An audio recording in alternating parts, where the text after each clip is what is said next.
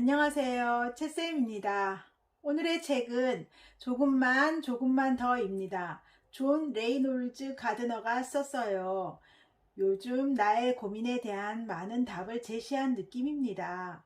10살밖에 안 된 윌리지만 자신의 처지가 다급해지니 상상도 못할 해결 능력이 생기는 것을 봅니다. 뜻이 있는 곳에 길이 있다. 맞습니다. 간절함이 있으면 하늘도 동원하여 그 간절함을 이루어준다는 확신이 들었지요. 10살 된 소년 윌리는 할아버지와 와이오밍의 작은 감자 농장에서 살고 있어요. 다른 가족이라고는 윌리만큼이나 나이 먹은 번개라는 개이지요. 할아버지는 장난꾸러기입니다. 윌리를 유쾌하게 또한 자신도 즐거워지는 행동들을 자주 하였지요. 그런데 어느 날은 할아버지가 침대에서 일어나려고 하지 않았어요. 그냥 천장만 뚫어지게 쳐다보고 누워만 있었어요. 물론 아무 말도 움직임도 하지 않은 채 말이죠. 스미스 선생님께 달려가서 할아버지를 진찰받게 하였답니다. 선생님 말씀은 이렇습니다. 할아버지의 신체는 아주 튼튼해서 의학적으로는 편찮은 데가 없어요. 그런데 무슨 이유에서인지 마음에서 병이 나서 살고 싶은 것을 포기한 것이라고 하였어요. 이 병을 고치려면 마음을 고치는 방법밖에 없다고 하셨어요. 마음의 병이 정말 무섭군요. 윌리는 할아버지의 마음의 병의 원인을 찾아서 자신이 꼭 고치겠다고 다짐합니다. 첫째로 윌리는 할아버지가 감자 농사가 잘 되면 좋아지리라고 확신했어요. 수확이 몇 주밖에 남지 않아서 윌리는 할아버지가 하던 대로 수확할 준비를 마쳤어요. 그런데 가장 중요한 것은 쟁기를 끌 말이 있어야 해서 말을 빌려야 했지요. 금고를 확인해 보고 놀란 것은 금고에 돈이 하나도 없었어요. 다만 몇 통의 편지만 덩그러니 있었지요. 이런 난감함에 번개가 해결해 주었어요.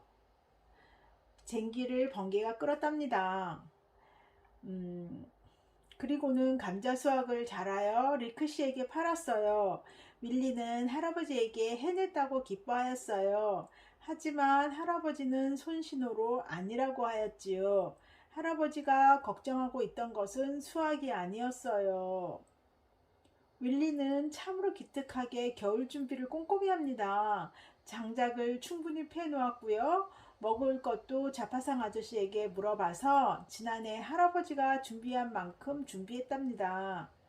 윌리는 어느 날 학교에서 집으로 왔는데 낯선 방문객이 있었어요. 번개가 마구 지저대자 곤충으로 쏠려가 할지 뭐예요. 윌리가 번개를 진정시키고 누구냐고 물어봤답니다.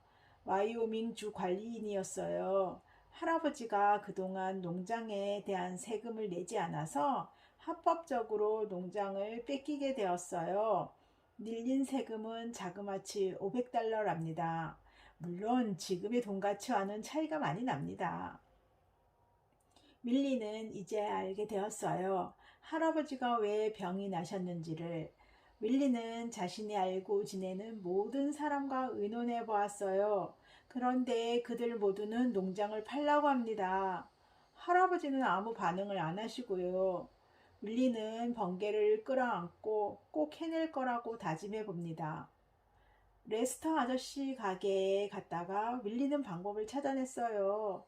그건 바로 와이오밍 주의 잭슨시에서 열리는 전국 개 썰매 경주 대회였어요.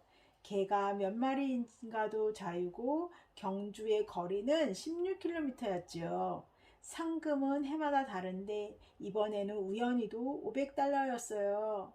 할아버지가 늘 하시던 말씀, 뜻이 있는 곳에 길이 있다. 그렇습니다. 윌리는 경주에 참석하기 위한 참가비를 내기 위해 은행에 갔어요. 할아버지는 윌리가 대학에 가면 쓰려고 저금해둔 돈 $50가 있었거든요. 그것을 윌리는 찾아와서 참가비로 썼어요. 이번 대회는 특별히 대단했어요. 바로 인디언 남자 얼음 거인의 참가가 있어서입니다. 얼음 거인은 경주에 진 적이 없다는 것입니다. 그러나 윌리는 걱정하지 않았어요. 이기기로 결심했기 때문이지요. 윌리를 막을 수 있는 것은 아무것도 없어요. 비록 얼음 거인이라 해도 말입니다. 드디어 절전의 날이 왔어요. 얼음 거인이 등록해서 많은 사람이 참가비를 아끼기 위해 전처럼 많은 사람이 출전하진 않았어요. 9사람이 나란히 서 있는데 중앙에 얼음 거인이 있어요. 그리고 바로 그 오른쪽에 윌리가 서 있네요.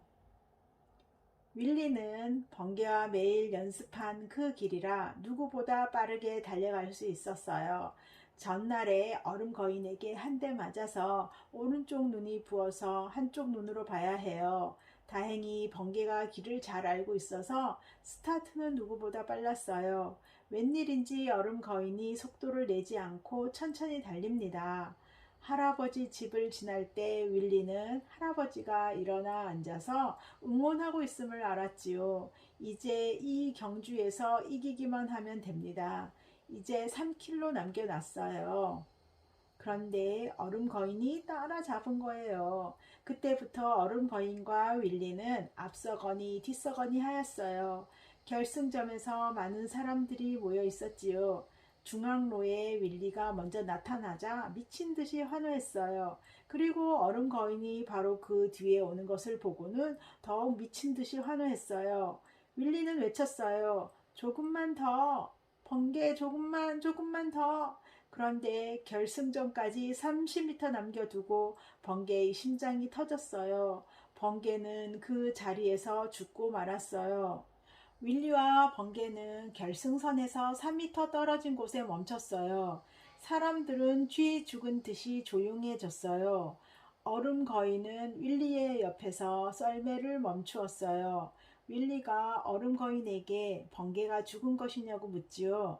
얼음 거인은 큼직한 손으로 번개의 가슴에 올려 보았는데 심장이 뛰지 않아요. 그리고 나서 얼음 거인의 행동을 읽으며 난 큰 감동을 받았어요. 멋지다라는 표현에 100배는 해야 할 것 같아요. 울컥하며 말로 표현할 수 없었답니다. 얼음 거인은 또 한 번의 승리를 충분히 할 수 있었지만 그냥 그 자리에 산처럼 서 있었어요. 그리고 나서 자신의 목화신의 뒤꿈치로 눈 위에 기다란 선을 그은 다음 썰매로 돌아가 총을 꺼냈어요. 중앙로 끝에서 다른 선수들의 모습을 나타내기 시작했어요. 그들이 가까이 오자 얼음 거인은 허공에 대고 총을 쏘았어요. 선수들의 썰매가 멈추었어요. 그리고는 이렇게 말합니다. 이 선을 넘는 사람은 누구든 내가 쏘아버리겠소. 얼음 거인은 윌리에게 고개를 끄덕입니다. 윌리는 온 도시가 말없이 지켜보는 가운데 마지막 3m를 번개를 끌고 결승선을 지나지요. 오늘도 들어주셔서 감사합니다.